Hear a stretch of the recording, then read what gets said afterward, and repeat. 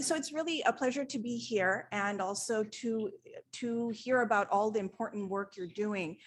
I also wanted to mention, so I do a number of things at Berkeley. In addition, I started the last few years teaching a class on business, labor, and global supply chains at the Haas Business School, which seems, it's kind of surprising that a class like this would be taught at the business school, but what I've seen is actually quite amazing. The students are really hungry and excited to have a class like this as a part of their business school curriculum.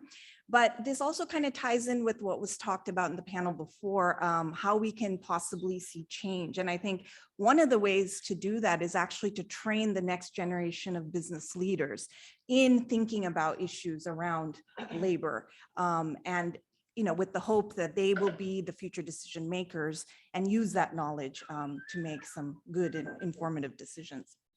Okay, so I think, okay, there we go. So I just wanted to start out by saying that, I think a lot of what I'm going to say actually dovetails really nicely with the discussions in the previous panel. And I want to start out actually with kind of arguing that global supply chains, they are inherently detrimental to good labor rights and good human rights. So characteristics of global supply chains, what's kind of inherent to the structure, which really make them work the way that they're supposed to. But some of these characteristics, and we'll talk about many of these, I think, throughout the day, lack of information, a lack of accountability, a lack of transparency, hyperflexibility, unequal power relationships, all of these, again, inherent to the global supply chain structure, but of course, detrimental with good human rights, good labor rights, even I would argue basic labor rights. And my work most recently, because of really the COVID-19 pandemic, I've spent a lot of years working on the global garment value chain, primarily in South and Southeast Asia, looking at issues around labor, primarily in the factories.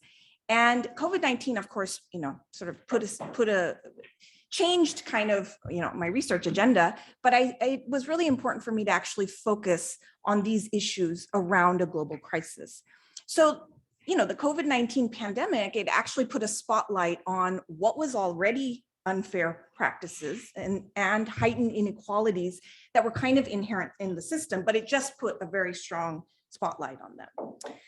This was an interview from a Bangladeshi supplier I spoke with, who said, quote, "We had some orders that we were doing already for customers, so some of them canceled. They, the global brand, just wrote and said, canceled. There's no conversation here. It's just canceled." And those goods had already been produced. So this is just, one of many examples of what happened at the beginning of the pandemic, with brands canceling orders that were already made and already produced. And a lot of the research I've done over the last few years really looks at the impacts that these cancellations had on labor, on workers, and kind of their day-to-day livelihoods. There's a lot of data around, just sort of across the board data. I just for the sake of time, I just wanted to show this, but this, if you're interested, I can certainly send you this report. This was done by the Business and Human Rights Research Center, but a lot of really just kind of dramatic impacts on labor issues during COVID. 77% of garment workers have gone hungry since the beginning of the pandemic. 7 to 8 workers were not paid the full amount owed to them, et cetera. At the same time, of course, there were $10 billion worth of profits that were recorded by fashion brands in the second half of 2020. So what's important to realize is that none of this behavior was spectacular. And this is, from, I think, what was being talked about in the earlier panel. I think something that Anita said, which is really critical, that when there is a crisis, I've done a lot of work around Rana Plaza and post Rana Plaza, that was a spectacular, horrendous crisis. And there were actual practical improvements, changes that came as a result.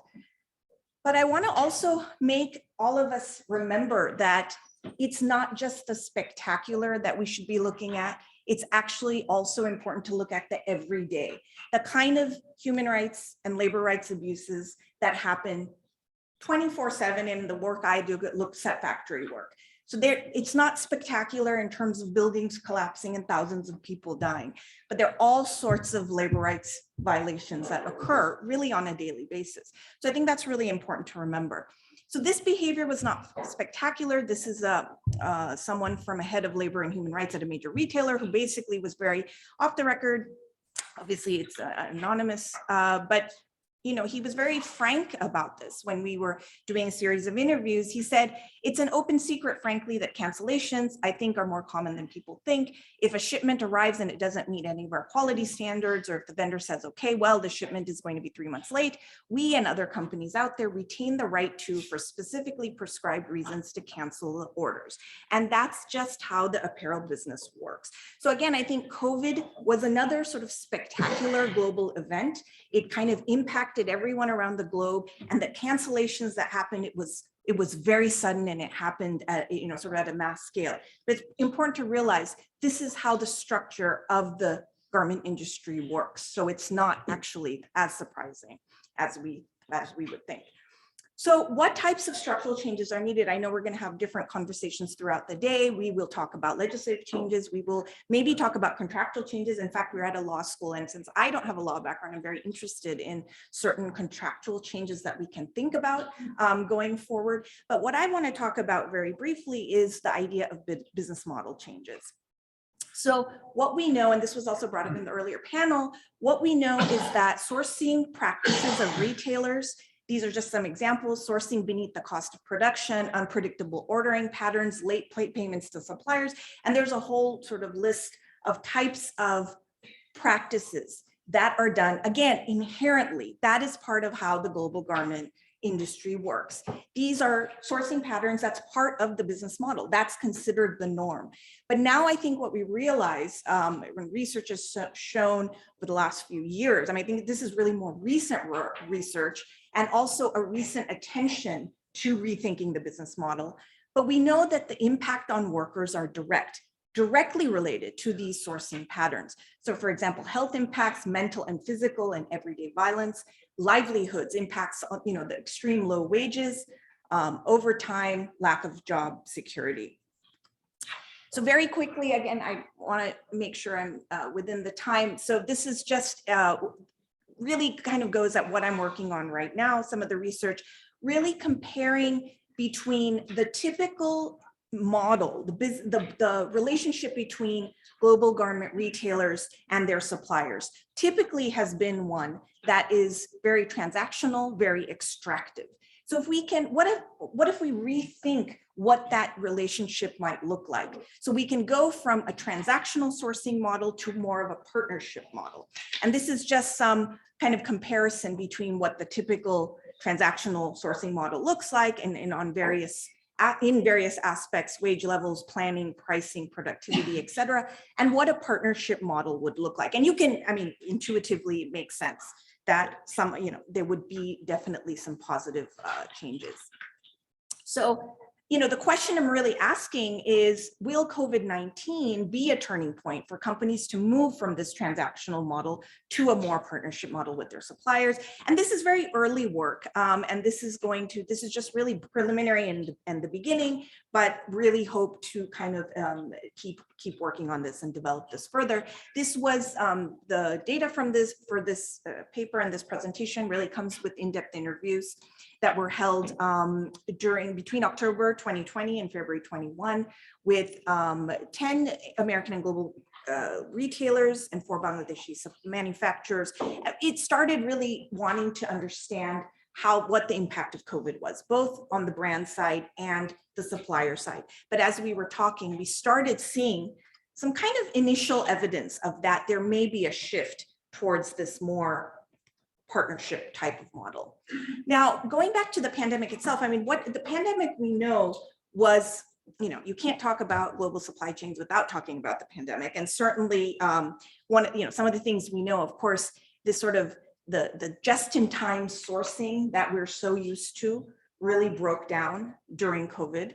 the general public was suddenly exposed to this idea that we're so interconnected, that the idea that global supply chains actually impact our lives. I think in the past, the public was so used to getting things immediately. There was not a sense that things were actually happening over there, out there, somewhere else. There were actually people behind producing a lot of the products that we take for granted and that we also get instantly. Once that broke down, there was a sudden awareness.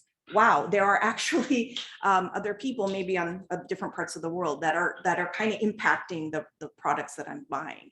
And it exposed sort of some of the meaningless CSR types of programs or whatever. There's all these terms now, free washing, greenwashing, all these types of initiatives that really did not change the power dynamics, but they were kind of being done just to simply say that, yes, we're trying to do something. But I also see it as potential opportunities. The global crisis, of course, highlighted the fragility of the global supply chain structure. And it also created a situation where there was a necessity for stronger relationships, because brands, from their point of view, they also need strong partnerships with their suppliers to be able to sort of weather the storm together. And that's even in normal circumstances, certainly made worse by the global pandemic. This was mentioned a little earlier in the panel. I think others may have more, more to say about this, but really the role of consumers. And, while I agree definitely that they should not be the driving force, but I think there's some trends that we'll see that consumers are going to demand more, at least demand more, because they have now in the last 2 years, a little bit better understanding of the interconnectedness that we all know has existed for decades. And then other factors, again, this was brought up, the interest in ESG, the emergence of human rights due diligence legislation, ESG data from investors, and kind of the push by investors for some of these reforms. So very quickly, I want to mention a couple findings that come out of this early research.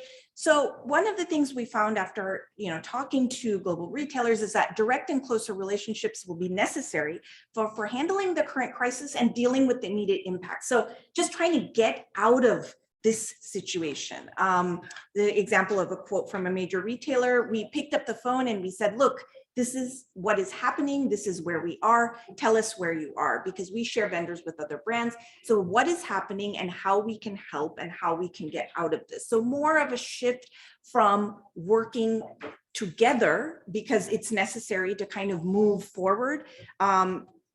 That's kind of one reason. The other is a sort of a much longer term reason, and this ties in with some of the ESG requirements, but also some of the legislation that's coming out. This idea that, sustainability is very expensive. It takes time to build up capabilities in a given supply chain around the world. We need to invest, this retailer gives examples, we need to invest in a variety of things, from environment to workers' well-being. For us, shifting from one supplier to another could impact our long-term goals. So again, the partnership model actually gives brands more leverage with their suppliers to make concrete changes with respect to labor and environmental issues. So again, we're in academic sort of arena, we are more at the theoretical, I think theoretically what we know, there's been a lot written about this. There are definitely benefits from changing from this extractive model to more of a partnership one. So it would change the incentives of suppliers from continually cutting costs and from one where they're continually cutting costs to actually investing in their factories and workers, whether it's technology upgrades, whether it's management training, worker benefits, skills training, etc.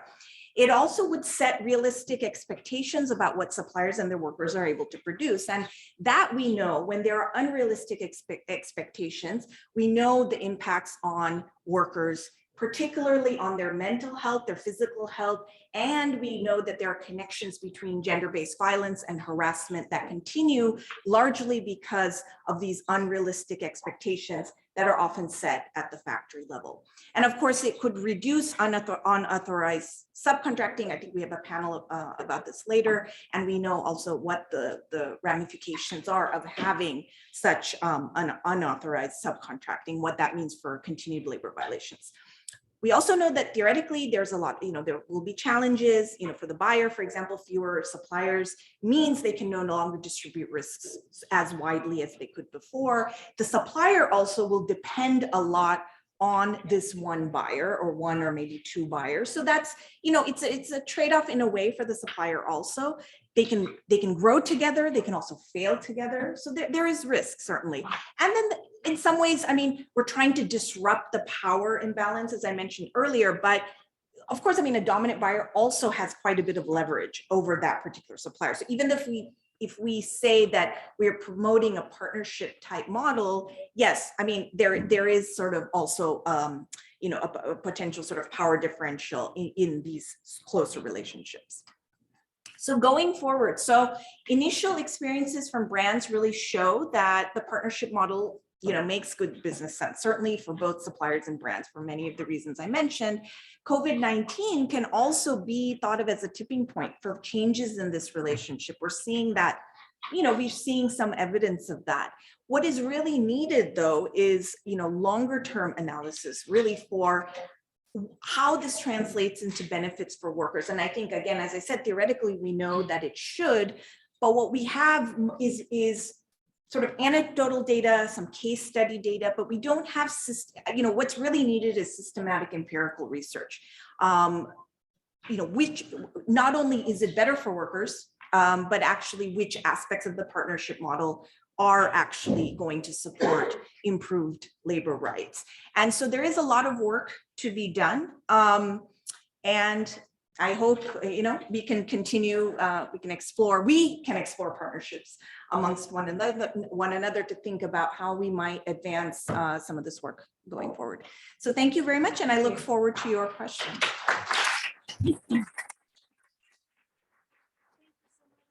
Saxena, for the great presentation. Because we're running late, we have time for a couple of questions. So I'm gonna. Should I just? Yeah, if you don't mind, sure, I'll just ask the questions. Is it possible, likely, or feasible at a legal level for specific sourcing practices to be regulated via due diligence requirements? And how can we link buyer practices to the accountability agenda? Those are the first. So that's a very good question. And I think that will come up. And I think there are others in this room that are probably much more of an expert in that area than me. So, it will come up, I think, throughout the day. I mean, I'll just say that some of these, so I think what we talked about earlier in terms of the legislation, that what's already there, it was in the opening, and then what still needs to be done.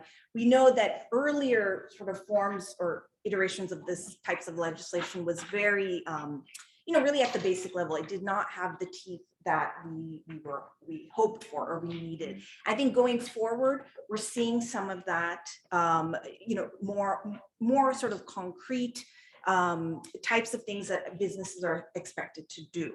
So I think we will see that, and there's certainly examples of that. Some of this, though, what I'm talking about, and this is, I'd be interested to hear some of your other perspectives. Again, I don't come from a law background, so I come from a social science background, and I'm sort of applying it to business. So I think those with the law background have a better sense of this. But how much can you actually? What I'm suggesting maybe is, say a change in some of the buyer purchasing practices, for example, or the way that business is done.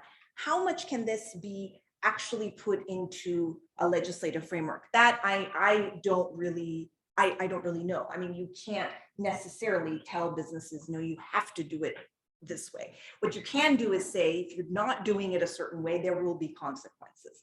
So, the question of really the business model shifts, how does that happen? I think there are other factors that are going to be in place that will necessitate a certain shift in the business models. But in terms of legislating that, that's probably something that's not going to happen, or it will be very difficult. Certainly in the US. Thank you so much. Don't forget to speak close to the yes, mic. sure. Okay. Last question for now, although I have to say that a few people have already asked for copies of your slides, so I'm hoping that you'll allow us to post them because they were terrific. Will the need to source more cotton from garments from any place except Shenzhen, China, lead to more exploitation in places like Bangladesh? And if so, what can we do about that as we go forward? Yeah, that's always the key. I mean, part of it is,